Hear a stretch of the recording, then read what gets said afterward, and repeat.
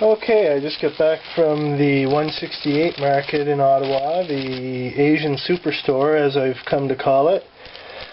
And I got this bag of chicken parts. It's basically 3 chicken carcasses.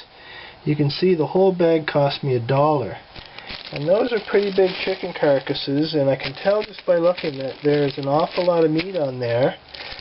So what I'm going to do with this, I'm going to throw all 3 of them in the pressure cooker, cook them for maybe a half an hour, and then let it come down to temperature, let it cool off, pick the meat off the bone, save the broth, save the meat, and make a lovely soup out of it for $1. Holy moly, that is a good bargain. Well, I was going to use my medium-sized pressure cooker for this job. It's about 5 liter, I would guess, but unfortunately I cannot locate my gasket, and that kind of worries me because I'm usually not careless enough to put it away without its gasket. But that's alright, because I've been looking for an excuse to show you all Big Bertha anyway, so I've got to go down the basement and haul out Big Bertha. Alright, there's the big one. Ooh, you can see it's a pretty big pressure cooker. It is, one thing I like about it actually is that it does not use gaskets. The edge of the lid here is beveled in such a way, and the inside here is beveled in the same way. It's very exactingly engineered so that they fit together without the need for a gasket. So you never have to replace gaskets and never have to worry about having lost your gasket or misplaced it. Now you can see that this is an All-American brand number 930. All-American makes all sorts of different size pressure cookers. This one holds about 17 pint jars or 500 milliliter jars, and I can't remember how many quart size jars it holds. It's double layer. You can can in it double layer. There's a trivet that comes with it that goes in between. A very beautiful pressure cooker. Cost me $500, as you can see. Worth every penny of it, in my opinion. You can get them online cheaper. I bought this at Preston Hardware here in Ottawa. Preston Hardware is a hardware store in Little Italy here in Ottawa. They have all kinds of food equipment, home preserving equipment, winemaking equipment. You know, because of the Italian immigrants were doing all this stuff when they immigrated to Canada after the war, and the hardware store in their neighborhood caters to them very well. All kinds of good stuff in that store. Can't recommend it highly enough. So we're going to take our chicken. If I had realized I'd be using the big pressure cooker, I probably would have bought a second or even third bag of this stuff to make it more worth my while. In fact, I may go out and do just that, scoot up to the Asian superstore and get 2 more bags or something like that. I'm going to put it in here, cook it for a little while. We'll show you the rest when it happens. Alright, so I did go out and buy 2 more bags of the chicken parts.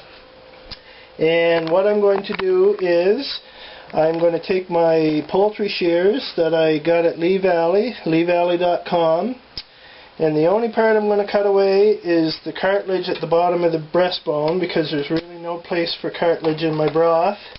So I'm just going to cut that away from all of the carcasses, and then just load them straight into my pressure cooker. Look at that. There's quite a lot of meat here in particular, down near the rump. Quite a lot of meat on the sides here. We're going to get a really good chicken broth out of that. I'm going to throw those right in.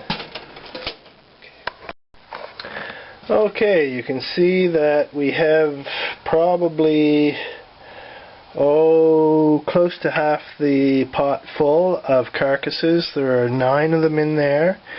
Wow, I wish I had found this place a long time ago, because I love doing this stuff with my carcasses. Just to give you a visual there of how full that is, that's probably close to half full. All I'm going to do now is just cover it with water. Okay, there you go. It's just about covered with water now.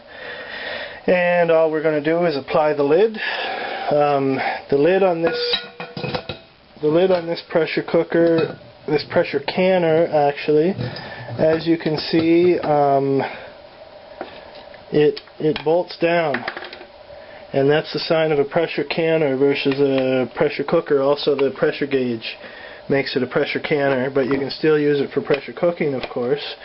That's not an issue at all. So what you do is you fold these up. I won't be able to show you this with because I only have two hands, but you tighten the opposite ones at the same time. There's 6 of these knobs on here. I will tighten this one and that one at the same time, making sure as I'm doing it to look in this space here and ensure that there's roughly the same space on both sides as I tighten them down. And then I will do these 2 and then these 2, and doing the same thing as I do each 2, making sure that the space is about right in here, and that ensures that you get a proper seal. I mentioned earlier that this doesn't have a gasket, it's just got that beveled edge on it, and that's how you ensure that you get a proper seal. So I'm going to tighten those down. Okay, they've all been tightened. I'm just going to go back over here and turn my stove on high. That's fairly, like I said, that's about halfway full in here. It's going to take quite a while to come up to temperature, so I'm just going to take a guess here, and this is just as a reminder because I like to do something other things while I'm doing stuff in the kitchen. I don't have to be strapped to the kitchen, so I'll just set it for 20 minutes and it'll remind me to come back out and check it. Or if it goes before 20 minutes, I'll hear it hissing most likely.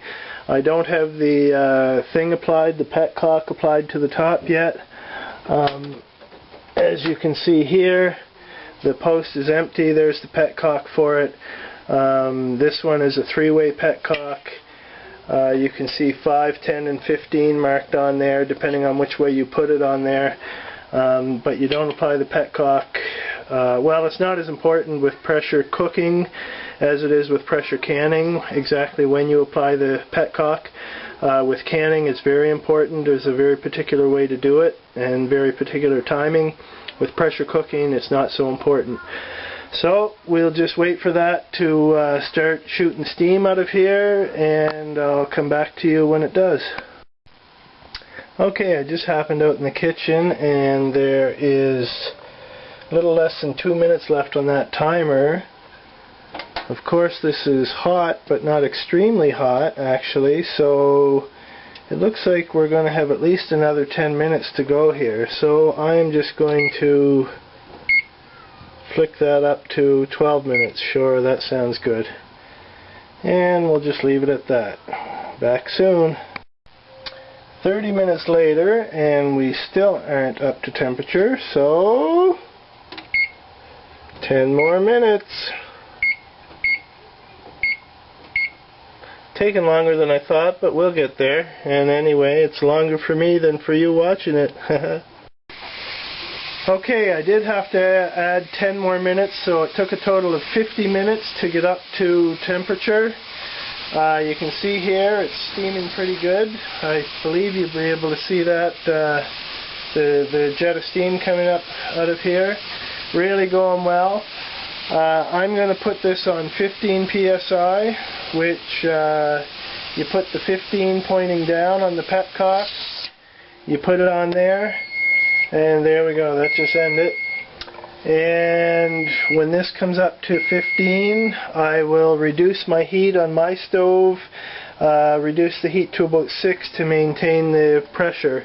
Not quite sure how long I'm going to cook these things. It's the first time that I've actually ever cooked carcasses that were raw. I've always basically cooked the carcass from the Thanksgiving turkey or the Christmas turkey or whatever. So we'll deal with that when we get to it. I think I'll probably go for about 45 minutes though to let it go in here. Okay, that's come up to 15 psi. You can see the petcock is dancing and sputtering.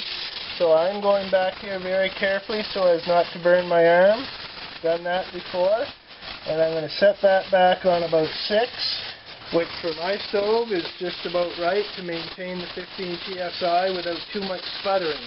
That's the trick, is you set it to where it goes, it'll maintain the pressure but not do too much sputtering. And I'm going to come over here and set it for about 45 minutes. Normally with a pre-cooked carcass, I go With a pre-cooked carcass, I usually go about a half an hour. These ones haven't been cooked, so I'm going to go 45 minutes.